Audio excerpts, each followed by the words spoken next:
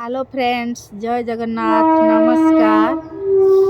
आजिका blog रे मु आज आपण मानंकु गोटे कथा कहूची। माने जो माने बुढ़ा बुढ़ी हेई जाउचंती, सासु ससुर जो माने हेई छंती,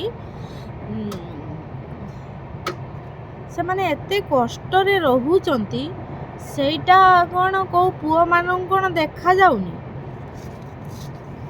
धर पुओ माने बाहा हेई गले, बाहा सारा पर स्त्री माने तांकर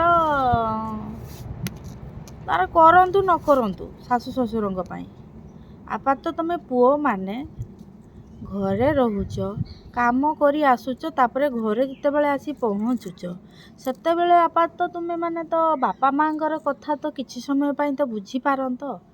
से जे कहूनाहांती मते आनिकी एटा दियो खाइते सेटा दियो खाइते, सेमती तो किछि भी कहू नथिबे।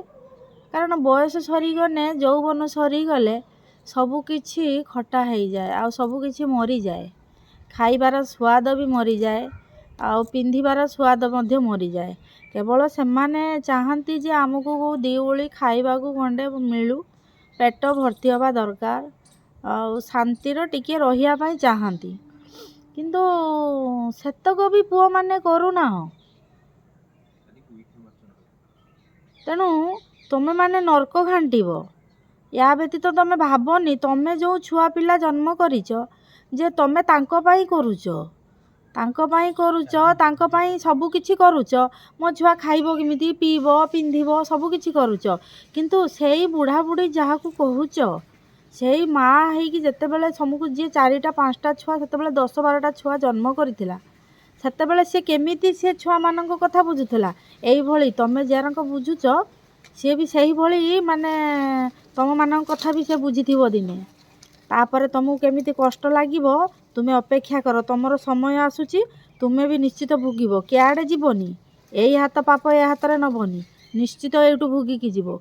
आ जो माने एमिति करूच ना, एलर्ट ही जाओ। आपा तो भगवान को डर। तमे जे कर्मटा करूच तमे सिना भावुच केही देखी नांदी, किंतु देखिया वाला जणे देखुची, से होची भगवान।